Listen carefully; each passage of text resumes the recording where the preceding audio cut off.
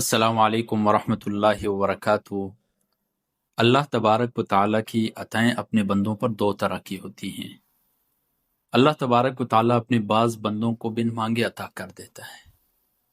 اور بعض بندے ایسے ہوتے ہیں کہ وہ نماز بھی پڑھتے ہیں، ذکر و اذکار بھی کرتے ہیں،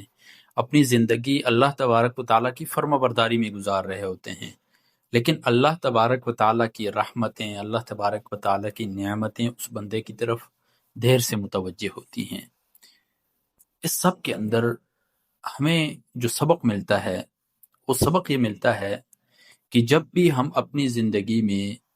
کسی ایسے شخص کو دیکھیں کہ جس پر اللہ تبارک و تعالیٰ کی نعمتوں کی فراوانی ہے، اللہ تبارک و تعالیٰ نے اسے بہت عطا کیا ہے، تو اسے حسد کی نیت سے نہ دیکھیں،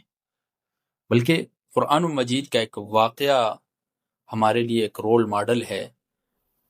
حضرت مریم علیہ السلام اور حضرت زکریا علیہ السلام کا۔ حضرت مریم علیہ السلام یہ نبی تو نہیں ہیں، نبیہ تو نہیں ہیں، لیکن اللہ تبارک و تعالیٰ کی ولیہ ہیں۔ اور دوسری طرف آپ دیکھیں حضرت زکریا علیہ السلام، یہ اللہ تبارک و تعالیٰ کے برگزیدہ نبی ہیں۔ اور اللہ تبارک و تعالیٰ کی عطائیں دیکھیں کہ حضرت مریم علیہ السلام کو اللہ تبارک و تعالیٰ بن مانگے نعمت عطا کر رہے ہیں، بے موسم پھل عطا کر رہے ہیں اللہ تبارک و تعالیٰ۔ دوسری طرف دیکھیں اللہ تبارک و تعالیٰ کا برگزیدہ بندہ ہے، نبی ہے، معصوم ہے، اللہ تبارک و تعالیٰ کی نافرمانی نہیں کرتا ہے، لیکن نعمتیں دیکھیں کہ اللہ تبارک و تعالیٰ نے 120 سال تک نعمت کو روکے رکھا، اس سے اولاد کی نعمت نہیں دی۔ تو حضرت زکریا علیہ السلام نے حضرت مریم علیہ السلام کے اوپر نعمتوں کو دیکھ کر حسد نہیں کیا، بلکہ دعا کی ہے۔ بسا اوقات ایسا ہوتا ہے نا، ہم جس شخص کو اپنی زندگی میں دیکھ رہے ہوتے ہیں کہ اس کے اوپر اللہ تبارک و تعالیٰ کی بہت سی نعمتیں ہیں، شاید ہمیں وہ نعمتیں نظر آ رہی ہوتی ہیں، ہم سمجھ رہے ہوتے ہیں بڑا ہی خوش نصیب بندہ ہے، کیا پتہ وہ نعمت اللہ تبارک و تعالیٰ کی طرف سے اس شخص کے اوپر ایک آزمائش ہو، اللہ تبارک و تعالیٰ نے بطور امتحان اس کو وہ عطا کی ہو۔ اور اللہ تبارک و تعالیٰ نے آپ کو وہ نعمت اس لیے عطا نہیں کی کہ اگر آپ کو عطا کرتے آپ اللہ تبارک و تعالیٰ کو بھول جاتے، اس امتحان میں، اس آزمائش میں فیل ہو جاتے۔ تو اللہ تبارک و تعالیٰ کی حکمت ہوتی ہے کہ اس شخص کو کتنا کس وقت عطا کرنا ہے، اور یہ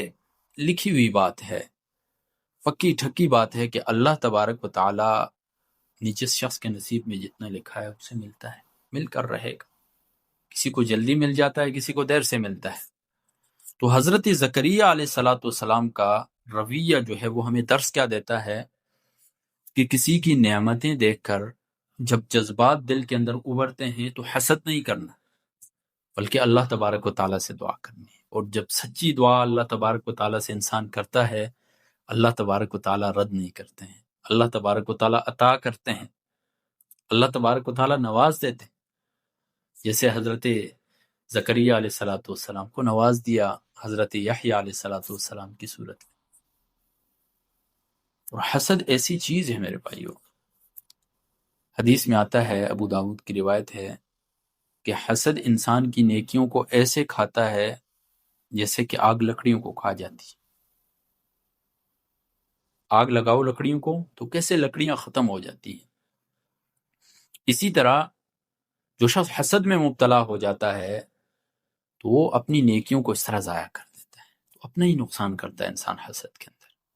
اور دوسرا یہ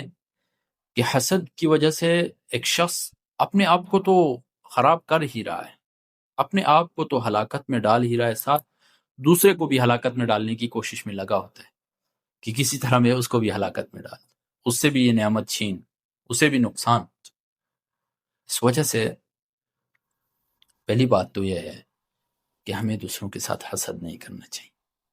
نعمتیں کسی دوسرے کی دیکھیں، اللہ تبارک و تعالیٰ سے دعا کریں، وہ غفور و رحیم ذات ہے، وہ کن کا مالک ہے، وہ کن کرتا ہے تو اللہ تبارک و تعالیٰ فراوانی بارشیں کر دیتے ہیں، اللہ تبارک و تعالیٰ نعمتوں کی۔ تو دعا کریں اللہ تبارک و تعالیٰ سے، اس کے ساتھ حسد نہ کریں۔ اور اگر اللہ تبارک و تعالیٰ نے آپ کے اوپر نعمتیں کی ہیں تو کسی ایسے شخص کو نہ بتائیں کہ جس کے حوالے سے آپ کو پتہ ہے کہ یہ شخص حاسد ہے، اس لیے کہ حاسد کے شر سے پناہ مانگی گئی ہے، وَمِن شر حاسد اذا حسد، اور ساتھ ساتھ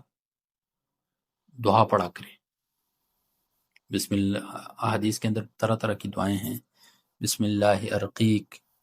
من کل شیء یؤذیک ومن کل شر عین او حاسد اللہ یشفیک، بسم اللہ ارقیک، یہ دعا ہے۔ اس کے علاوہ اور بھی دعائیں ہیں بہت سی، دعائیں بھی پڑھیں۔ اسی طرح باہر نکلتے ہیں، آپ دکان کی طرف جاتے ہیں، آفس کی طرف جاتے ہیں، اپنے اوپر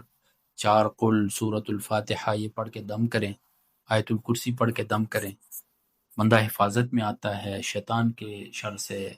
حاسدین کے حسد سے، باغزین کے بغض سے، ان تمام چیزوں سے اللہ تبارک و تعالی حفاظت میں لاتے ہیں۔ تو جب بھی زندگی میں کسی کی نعمتوں کو دیکھو تو اس کے اوپر دعا کرو اللہ تبارک و تعالی سے، اس لیے کہ اللہ تبارک و تعالی کی عطائیں جو ہیں کسی کو بن مانگے دے دیتا ہے، اور کسی کو مانگنے کے بعد دے دیتا ہے۔ تو اگر اللہ تبارک و تعالی نے آپ کو ایک نعمت سے محروم کیا تو مانگیں اس رب سے، اور اب دے دے گا۔